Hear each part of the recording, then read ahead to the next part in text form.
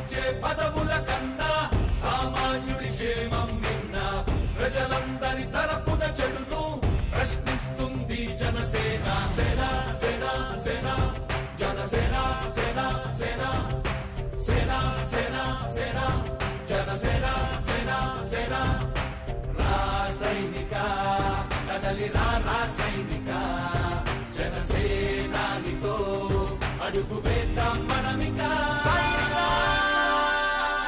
జనసేన. నా పేరు రామమద్దయ్య, కర్నూలు డిస్టిక్ బేతంచెర్ల మండలం చిన్న మారుమూల ప్రాంతం గోర్మానకొండ సార్ మాది సొంత విలేజ్. ఈ అక్షయ గోల్డ్ అనే సంస్థ చేరడం వల్ల మేము ఏంటంటే నిరుద్యోగం పోతుందనే ఉద్దేశంతో ఈ అక్షయ గోల్డ్ సంస్థలో మేము ఏజెంట్గా చేరి మా బంధువులు కావచ్చు, మా పక్కింటి వాళ్ళు కావచ్చు, వాళ్ళతో అంతా మేము కట్టేసి వాళ్ళతో అమౌంట్ కలెక్షన్ చేసి అక్షయ గోల్డ్ గ్రూప్లో పెట్టించాము. మన ఈ అక్షయ గోల్డ్ అనేది 4 సంవత్సరాలు సజావుగా జరిగి 2012లో ఇది సుమోటో కేసుగా బుక్ అయింది ఒంగోలులో. మరి అప్పటి నుంచి ఇప్పటి వరకు కలవని ప్రతినిధులు అంటూ లేరు. ప్రజాప్రతినిధులు అందరికీ కలిసాము, పెద్దలందరికీ కలిసాము, కానీ ఎవరు కూడా ఇంతవరకు ఎటువంటి హామీలు ఇస్తున్నారు తప్ప న్యాయం చేయట్లేదు. కావున మేము ఇప్పుడు వచ్చేసి ఒక కమిటీ ఏర్పాటు చేసి 3 రాష్ట్రాల కమిటీ ప్రెసిడెంట్ కూడా సార్ నేను ఇప్పుడు హైకోర్టు పిటిషనరు. మరి హైకోర్టులో కేసు చేసినా ఇది కేసు అయితే నత్తనడక నడుస్తుంది. సిఐడి వాళ్ళు కూడా చొరవ తీసుకోవడంలో చాలా నిర్లక్ష్యం చేస్తున్నారు. కాబట్టి ఈ విషయాన్ని మా సార్ దృష్టికి తీసుకొచ్చి ఇది మొత్తం మా సారు ఆధ్వర్యంలో ముందుకు జరుగుతుందని చెప్పేసి ఆశిస్తున్నాము. మరి ఈ కేసుకు సంబంధించి దరిదాపులు అంటే అన్ని రాష్ట్రాలు కలిపి దరిదాపులు ఇప్పుడు 17 లక్షల మంది జనాభా ఉన్నారు. మరి దీనికి రావాల్సిన పేమెంట్ వచ్చేసి 384 కోట్లు మాత్రమే ఉంది. మరి దీనికి సంబంధించిన ప్రాపర్టీస్ వచ్చేసి 2600 ఎకరాలు ఉంది. అదేవిధంగా ఫ్లాట్లు కూడా ఉన్నాయి సార్. ఒంగోలులో వచ్చేసి మెయిన్ బిల్డింగ్ ఉంది. కేబీ రెస్టారెంట్ అనేది మెయిన్ రోడ్లోనే ఉంది. మరి వైజాగ్లో జగదాంబ సెంటర్లో కూడా మనకు ప్లేస్ ఉంది. ఇవన్నీ ఉన్నా మరి ఎందుకు ఈ కంపెనీ మీద ఎందుకు ఇంత నిర్లక్ష్యం చేస్తున్నారు అనేది అర్థం కావడం లేదు. ఇప్పటికైనా గవర్నమెంట్ స్పందించి ఒకవేళ మా ఆస్తులు తీసుకొని మా పేమెంట్ అంతా ఇచ్చినా సరే, మరి లేదంటే కోర్టు నుంచి మాకు ఈ వేలం ద్వారా అయినా సరే ఈ ప్రాపర్టీస్ అమ్మే విధంగా చర్యలు తీసుకోవాలని కోరుచున్నాం సార్.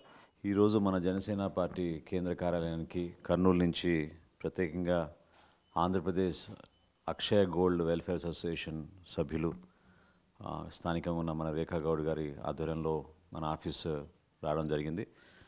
మన అధ్యక్షులు పవన్ కళ్యాణ్ గారి ద్వారా ఇప్పుడైనా వాళ్ళకి న్యాయం జరుగుతుందనే ఒక తపనతోటి ఒక కోరికతోటి మన ఈరోజు కలవడమే కాకుండా వాళ్ళ దగ్గర ఉన్న సమాచారం అంతా కూడా మన దృష్టికి తీసుకొచ్చారు. చాలా స్పష్టంగా కనబడుతోంది మనకి ఆంధ్రప్రదేశ్ రాష్ట్రంలో అనేక సంస్థలు ఈ విధంగా ఆర్థిక నేరాలకి పాల్పడి పేద మధ్యతరగతి కుటుంబాలకి అపార నష్టం కలిగించినాయి. ఇది చాలా అన్యాయం. ఎన్నికలు రాకన్నా ముందు ఓట్ల సందర్భంలో ఒక మాట చెప్తారు, ప్రభుత్వంలో వచ్చినాక ఒక మాట చెప్తారని చాలా స్పష్టంగా అర్థమవుతుంది. ఎందుకంటే గతంలో జగన్మోహన్ రెడ్డి గారి పాదయాత్ర అప్పుడు వీళ్ళు కలిసి ఈ సమస్య గురించి పరిష్కారం చేయమని ఆయన కోరగా మొట్టమొదటి శాసనసభ సమావేశాల్లోనే మీకు న్యాయం జరుగుతుందనే హామీ ఇవ్వడం జరిగింది. తదనంతరం వీళ్ళు పాపం ఆయన్ని కలిసి ఆయన దృష్టికి తీసుకువెళ్ళి మరొకసారి రిప్రజెంటేషన్ ఇద్దామని వాళ్ళు ప్రయత్నిస్తే 2 సందర్భాల్లో కూడా వాళ్ళని అన్యాయంగా అరెస్ట్ చేసి మరి పోలీస్ స్టేషన్లో కూర్చోబెట్టడం జరిగింది.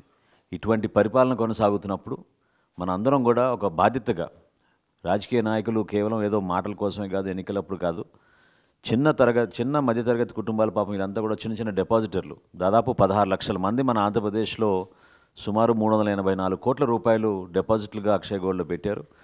చాలామంది పాపం సొంత గ్రామాల్లో తలెత్తుకోలేని పరిస్థితుల్లో వాళ్ళంతటి వాళ్ళే వాళ్ళ ఆస్తులు అమ్ముకుని ఎవరి దగ్గర అయితే కలెక్ట్ చేశారో వాళ్ళకి ఇచ్చేశారు. కానీ సంస్థ యాజమానులు ప్రభుత్వం పూర్తి స్థాయిలో నిర్లక్ష్యం వహిస్తోంది.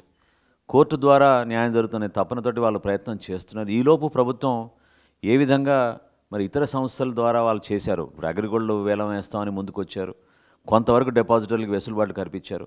అదేవిధంగా అక్షయ గోల్డ్ వెల్ఫేర్ అసోసియేషన్లో ఉన్న వాళ్ళ వ్యక్తుల కస్టమర్స్ వాళ్ళందరినీ కూడా ప్రభుత్వం తప్పకుండా స్పందించాలి. పవన్ కళ్యాణ్ గారి దృష్టికి తీసుకెళ్ళి మన అధ్యక్షుల వారి ద్వారా మనం జనసేన పార్టీ తరఫు నుంచి మనం చేయాల్సిన కార్యక్రమాలు తప్పకుండా మీకు అండగా నిలబడతామని పార్టీ పరంగా మీకు భరోసా ఇస్తున్నాం.